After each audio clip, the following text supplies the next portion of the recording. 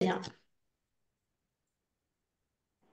Bonjour, bienvenue et merci de participer à ce quatrième mini-webinaire. Quelle réflexion je me pose ou comment je pense mon projet professionnel quand je présente des troubles cognitifs.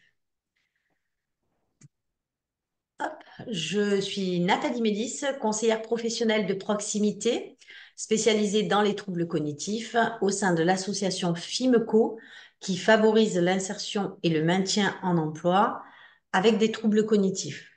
J'interviens sur le secteur qui part de Martigues jusqu'à Châteaurenard et je laisse ma collègue Nora Sharif qui va co-présenter ce webinaire avec moi. Donc, comme vous l'a dit ma collègue, je suis Nora Charif, je suis également conseillère professionnelle de proximité spécialisée dans les troubles cognitifs. J'interviens, moi, sur le secteur de Marseille, Aubagne et La Ciotat. Donc, comme je vous l'ai indiqué, c'est le quatrième mini-webinaire. Le premier, vous donnez des informations, vous permettez de mieux identifier les situations de handicap cognitif. Et les deux suivants, vers qui se tourner quand je sors du système scolaire, soit pour aller vers l'apprentissage, soit pour aller vers l'emploi. Si ces webinaires vous intéressent, vous n'hésitez pas à revenir vers nous, nous demander le lien et vous pourrez accéder au replay. Donc, comment va se présenter ce mini-webinaire? Dans un premier temps, je vous présenterai l'association FIMECO en vous faisant un bref rappel sur les troubles cognitifs et les missions, nos missions respectivement dans le cadre des prestations spécifiques et nos nouvelles missions au sein de l'association FIMECO. Et dans un second temps, on entrera dans le vif du sujet en suivant la démarche suivante, quelle réflexion je peux avoir. Donc, dans un premier temps, bien se connaître, faire le point sur ce que l'on recherche et faire le point sur les outils de recherche d'emploi. L'association FIMECO est une association qui est récente, hein, elle date de la fin du mois de décembre 2022. Nous l'avons créée à partir de nombreux constats, comme par exemple, voilà, euh, même s'il existe des dispositifs et des actions de qualité hein, sur le département, on reçoit aujourd'hui encore des professionnels, des acteurs de l'emploi et des familles qui sont en difficulté par manque de clarté ou de coordination entre les parcours. Voilà, il nous explique qu'il y a des errances, des pertes d'informations ou alors une évaluation insuffisante des troubles cognitifs ou en tout cas des retentissements de ces troubles cognitifs. Nous intervenons donc sur tout le département des Bouches-du-Rhône. Avec Nora, on vous a dit, on vous a indiqué nos territoires. Il existe donc un autre lieu d'intervention qui fait tout le territoire d'Aix et la Côte Bleue. Chacune des équipes est constituée d'une conseillère professionnelle de proximité spécialisée dans les troubles cognitifs, ainsi que d'une psychologue ergonome, pardon, d'une psychologue neuropsychologue et d'une ergonome sur laquelle nous nous appuyons. Alors, elle est seule sur tout le territoire des Bouches-du-Rhône et elle intervient plus particulièrement lorsque nous travaillons sur des analyses de poste, sur le maintien en emploi, etc. Tous ces professionnels donc sont spécialisés dans les troubles cognitifs, hein. Ils accompagnent à la compensation du handicap pour sécuriser le parcours d'insertion de la personne et nous pouvons intervenir soit en emploi, soit vers la formation. Aujourd'hui, donc vous pourrez le voir, pardon, vous pourrez le voir dans le webinaire 2. Je suis allée un petit peu plus dans le détail concernant nos missions dans le cadre des prestations d'appui spécifiques qui sont financées par la GFIP. Donc où là, nous intervenons sur toutes les étapes du parcours d'insertion de la personne. Et aujourd'hui, au sein de l'association FIMECO, nous souhaitons développer des actions plus particulièrement sur deux axes, enfin deux publics. Dans un premier temps, les jeunes, pour intervenir plus précocement dans l'élaboration des projets professionnels, donc en situation de handicap cognitif. Parce que aujourd'hui, nous avons, voilà, la moyenne d'âge jusqu'à aujourd'hui était entre 35 et 45 ans. Et parce que justement, en amont, il y a eu beaucoup d'errances. On les a positionnés sur des dispositifs qui étaient pas forcément adaptés à leur situation de handicap. Et du coup, l'association FIMECO veut peut-être, enfin, a pour objectif d'intervenir en amont pour éviter ces difficultés. Et le deuxième axe de travail, voilà, c'est accompagner les employeurs dans l'accueil de ces travailleurs en situation de handicap, parce que selon nous, voilà, ça suffit pas de travailler des pistes de projets, etc., ou même de recrutement. Et c'est bien si on peut venir appuyer l'employeur à ce stade. Donc, les troubles cognitifs, ils concernent voilà, des difficultés d'attention, de mémoire, de compréhension, de raisonnement, de langage et d'activité numérique et également de contrôle, d'impulsivité et d'organisation. En résumé, donc, ce sont les fonctions cognitives, elles vont vous permettre d'apprendre et vous souvenir, donc pour la mémoire, de repérer l'information hein, avec l'attention, vous adapter avec les fonctions exécutives. Donc, dedans, voilà, il y aura les deux que vous avez vus dans le schéma précédent, planification, organisation, etc. La cognition sociale, elles vous permettent de vous adapter. Et puis les fonctions pardon, instrumentales qui vous permettent de percevoir et de comprendre. Je vais laisser la parole à ma collègue Nora pour commencer donc à entrer dans le vif du sujet. Donc, quelle réflexion je peux avoir quand je veux travailler un projet professionnel et que je présente des troubles cognitifs?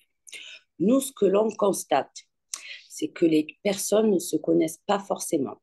Elles ne savent pas ce qu'elles recherchent et elles ne sont pas préparées.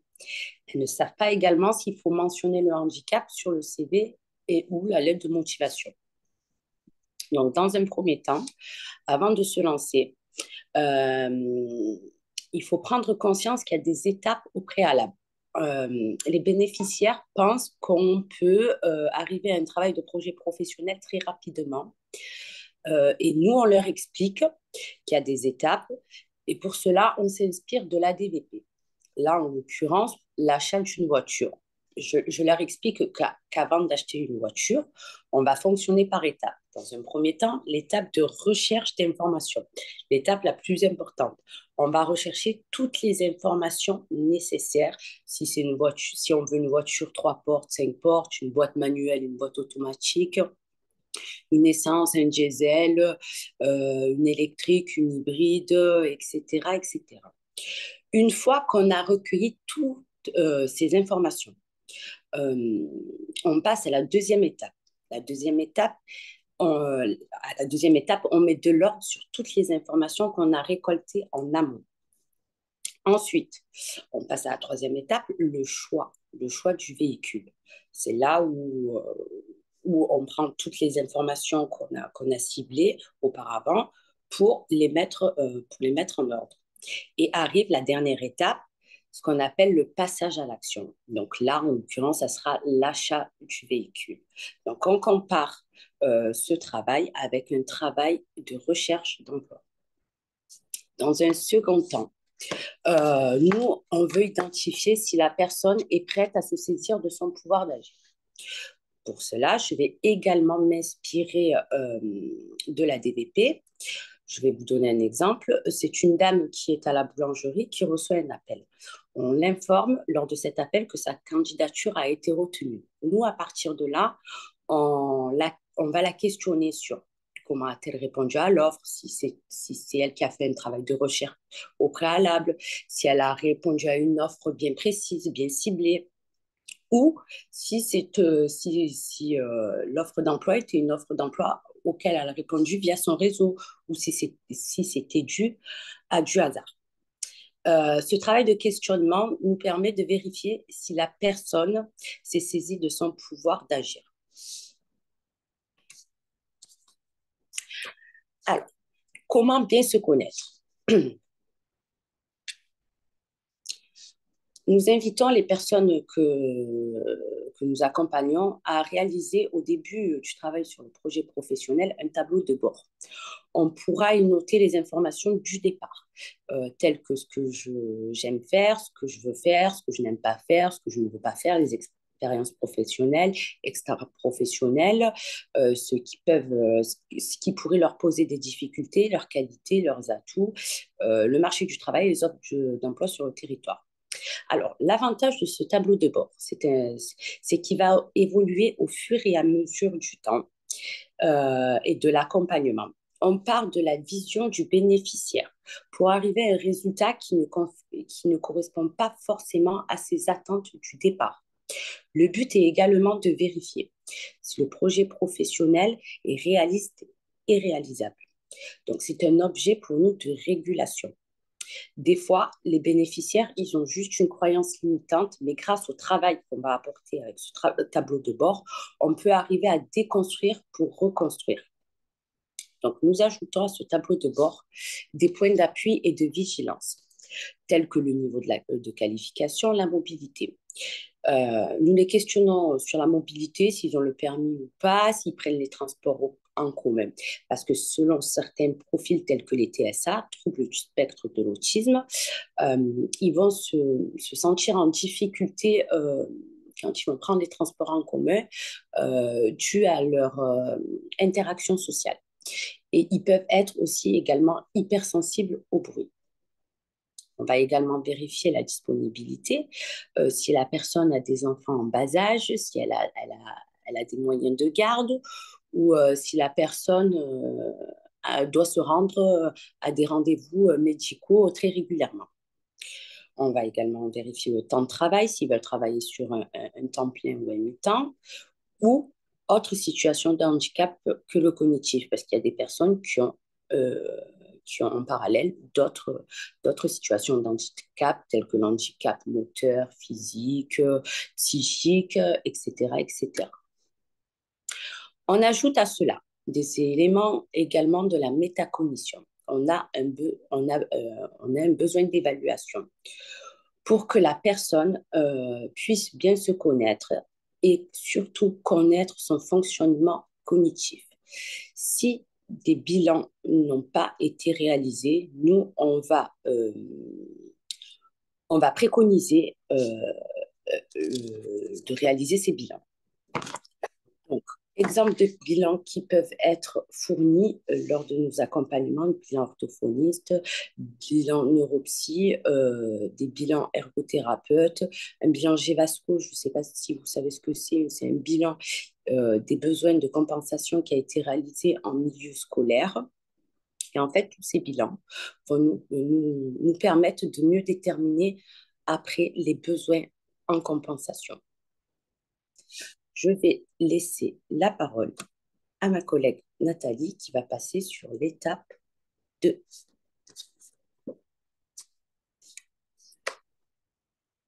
Nathalie, on ne t'entend pas. Je ne voulais pas déranger Nora. Alors, une fois qu'on a fait le point, effectivement, qu'on a réalisé ce tableau de bord, qu'on a identifié les freins sur la mobilité, enfin, et le reste, enfin, et les autres freins périphériques, on se connaît assez bien grâce aussi à ce travail de métacognition. On peut mettre en place un travail de réflexion sur ce que l'on recherche. Alors, les premières choses sur lesquelles sur lesquelles on va réfléchir sont les conditions de travail. Donc, les conditions de travail sur le lieu de travail, sur le contenu, sur l'activité, les relations ou l'organisation du travail. Ce sera, voilà, est-ce que la personne veut travailler, est-ce que vous souhaitez travailler dans un bureau, à l'extérieur, dans une grande structure, une petite structure, éloignée de chez vous ou alors proche.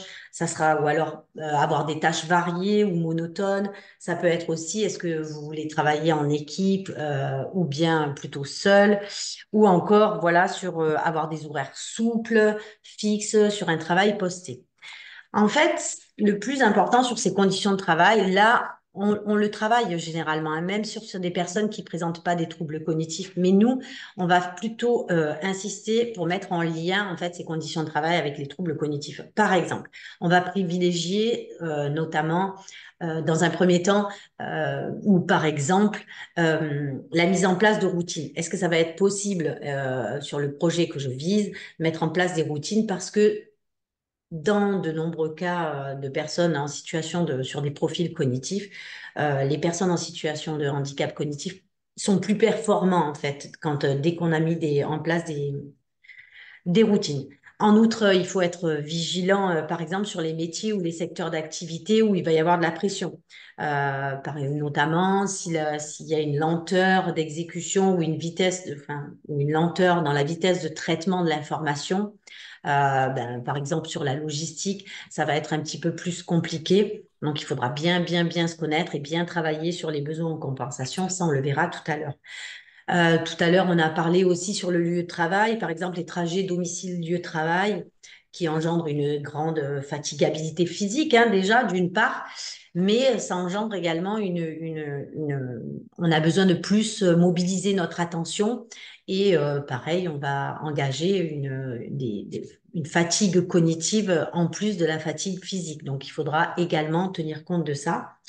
Et pour l'organisation du travail, par exemple, travailler en équipe, ça nécessite notamment sur des profils qui présentent des personnes qui présentent des troubles du spectre de l'autisme.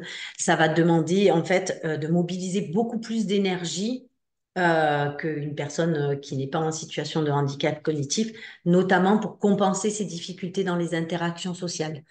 Donc, ce qui est important ici, c'est voilà, de bien prendre en compte ces conditions de travail par rapport au profil cognitif. La deuxième chose sur lesquelles on fait le point sur ce qu'on recherche, ce sont les valeurs personnelles. Voilà. Est-ce qu'on a envie d'un travail ou d'un emploi ou est-ce qu'on va travailler un projet professionnel avec une simulation intellectuelle ou alors on veut plus un emploi de parcours? Est-ce qu'on veut plus un travail où on souhaite s'exprimer, ou alors où on souhaite s'isoler? Est-ce qu'on veut utiliser des équipements scientifiques, avoir des objectifs, le sens du service? Bref, tout ça, ce sont vos valeurs personnelles. Et le dernier point sur lequel on va aller, mais rapidement, parce que ce sont aussi des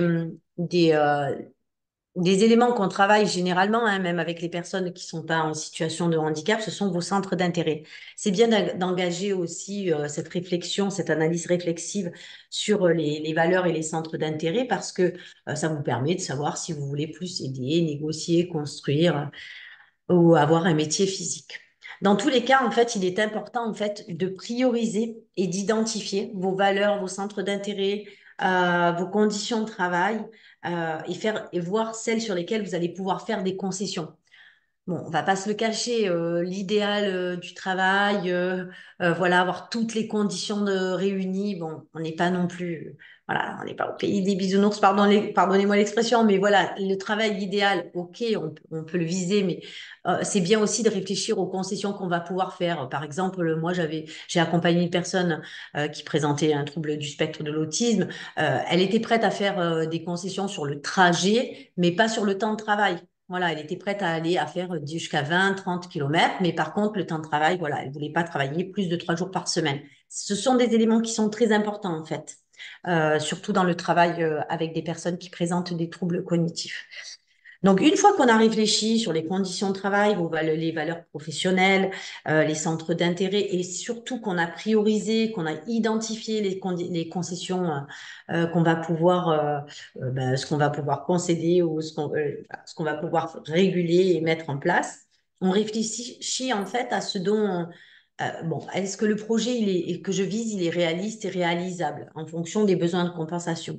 Je rejoins Nora tout à l'heure qui expliquait donc que ça, la métacognition, c'est important parce qu'on se connaît bien. Si on se connaît bien, on va bien pouvoir expliquer, même après, on le verra aussi dans la dernière partie, hein, dans l'entretien d'embauche.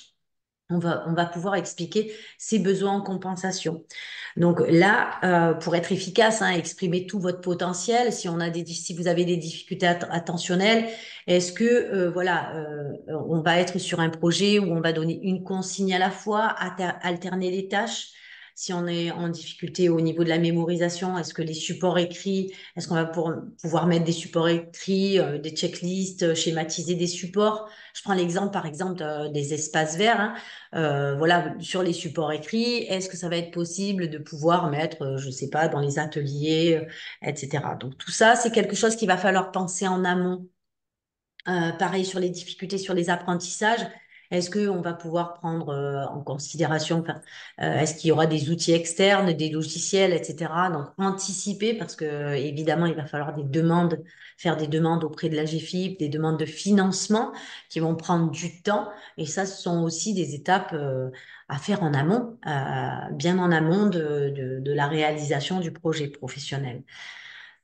Pour des difficultés de cognition sociale également, est-ce qu'on veut travailler seul, on l'a dit tout à l'heure, ou en équipe, travailler dans un environnement bruyant? On prend l'exemple de la logistique ici également. Souvent, on pense que la logistique, voilà, on est sur un travail physique, manuel, euh, et que on n'a pas beaucoup de difficultés au niveau de la cognition sociale parce qu'on a un casque et qu'on on est tout seul sur son poste, mais bon, il y a quand même le bruit. Alors, avec le casque, ça peut aller, mais par contre, voilà, il va y avoir aussi un besoin de tâches partagées, d'attention partagée, etc. Donc, il faudra aussi y penser. Et puis, pour terminer aussi, des difficultés pour s'organiser, planifier. Est-ce que je vais pouvoir mettre en place un agenda, des rappels automatiques, des fiches de procédure? Donc, tout ça pour en venir à la question, est-ce que le poste que je vais viser, il est susceptible aussi de changement? Parce que c'est arrivé, nous, on a déjà accompagné des équipes ou des sessions de formation de groupes de personnes en situation de handicap où l'entreprise était prête donc à faire et elle a mis en place beaucoup de moyens de compensation. Mais s'il y a un besoin, lorsqu'il y a eu un besoin, c'était le cas, hein, il y a eu un besoin, on a pu déplacer la personne et là, ben, ça va, il n'y a plus la routine qui est en place et il peut y avoir des difficultés. Donc, est-ce que ça, on va y penser en amont? Je pense que c'est vraiment, nous, on pense que c'est très, très important. Donc, pour ce faire, il faudra, voilà, apporter une vigilance auprès du collectif de travail afin de tirer le meilleur, pour que l'ensemble des partenaires soient satisfaits.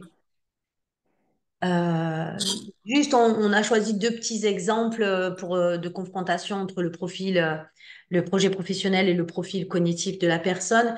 J'ai en tête, on a en tête le projet, un jeune qui a obtenu un CAP boulanger. Donc, il a fait ces 2 années d'apprentissage, alors auprès d'un artisan qui était enfin, débordé et qui ne lui a pas forcément fait réaliser des pâtons réguliers, etc. Et puis, au moment d'aller vers l'emploi, donc on a été interpellé, sollicité et mobilisé pour l'aider dans sa démarche de recherche d'emploi.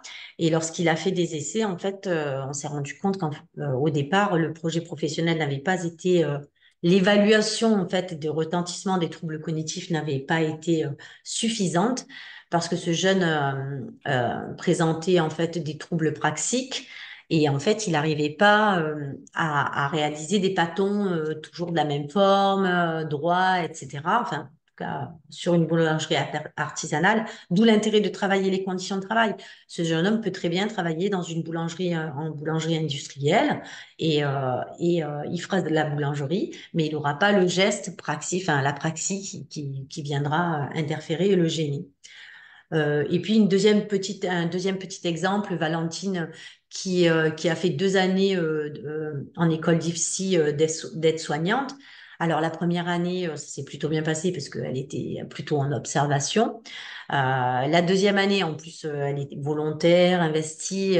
Ça n'enlève rien au profil, enfin à ses compétences, hein, mais et en fait, on a été sollicité en urgence lors du dernier stage qui se déroulait dans un service d'urgence. Et il s'est avéré que cette jeune fille, pareil, le travail du projet, bon, la maman avait dit qu'il faut absolument qu'elle ait un diplôme, etc. Le travail du projet n'avait pas été assez exploré, travaillé.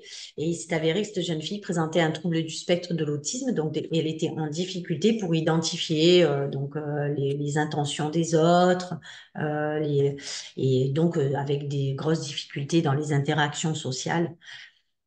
Tout ça pour vous dire que voilà, il faut bien confronter le projet professionnel avec le profil cognitif de la personne pour éviter toutes ces errances et les difficultés qu'on rencontre. Donc, juste pour information, vous pouvez être accompagné pour faire ce travail, soit donc sur le public jeune, la mission locale, France Travail. avec Cap Emploi hein, depuis le rapprochement. Et des organismes, des structures comme nous, hein, comme FIMECO, mais dans le cadre de la GFIP, il vous faudra une RQTH. Mais vous pouvez engager ce travail, vous ne serez pas tout seul. Je laisse la parole à ma collègue Nora. Alors là, on va aborder les techniques et outils de recherche d'emploi. Alors, les techniques et recherche d'emploi, elles englobent le CV, la lettre de motivation, l'identification des méthodes actuelles, la préparation à l'entretien d'embauche et le chemin parcouru jusqu'à présent. Donc, les informations sur le CV et la lettre de motivation feront l'objet d'un webinaire spécifique dont nous n'allons pas rentrer dans les détails aujourd'hui.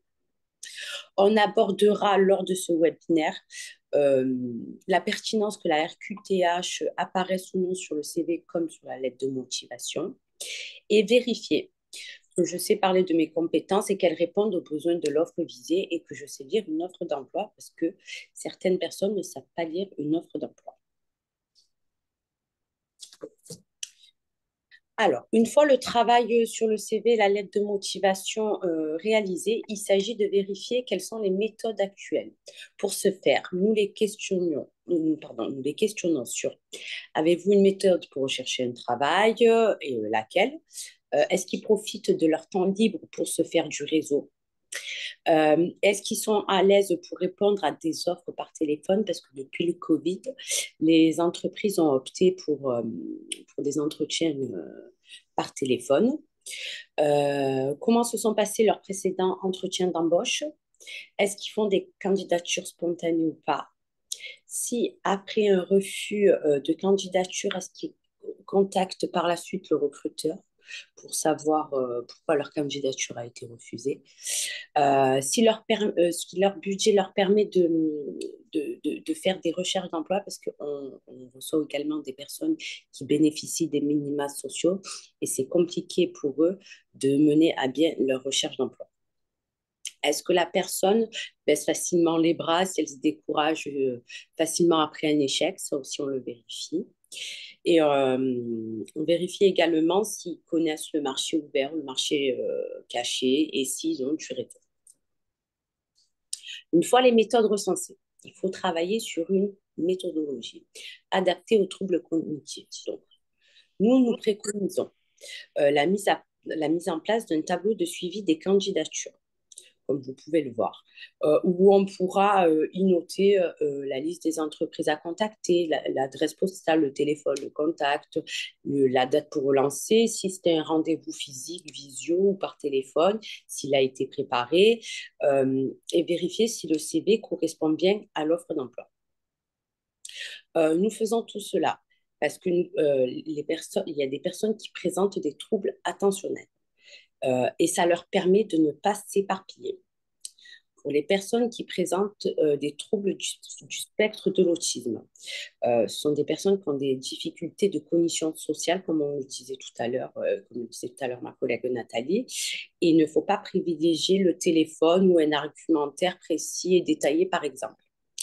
Et pour les personnes présentant des troubles de la fonction exécutive, ce tableau de suivi de candidature va permettre de pallier les difficultés de planification, d'organisation, par exemple, ou encore de précipitation ou d'impulsivité. Alors, aborder son handicap en entretien. Cela fera également partie d'une thématique webinaire que nous allons proposer chez Fimeco, donc on ne rentrera pas dans les détails également aujourd'hui. On abordera les points suivants. L'handicap est invisible, donc il est important d'en parler à l'employeur. Cela permet également un appui expert tel que nous, Fimeco, et ça permet également aussi de jouer la carte de la transparence et ça évite de se retrouver en difficulté sur le poste de travail. Car savoir parler de son handicap, cela permet de se rassurer et de rassurer l'employeur. Donc, je vais laisser ma collègue Nathalie conclure ce webinaire. Alors, merci Nora. Donc, on vous a fait un petit schéma récapitulatif hein, sur lequel vous pouvez voir donc les différentes étapes avec le protocole, bien se connaître, mais surtout en amont avant de se lancer. Donc, bien se connaître, faire le point sur ce qu'on recherche et sur les TRE. N'oubliez pas que vous pouvez être bien sûr accompagné par les acteurs de l'emploi que nous avons cités précédemment.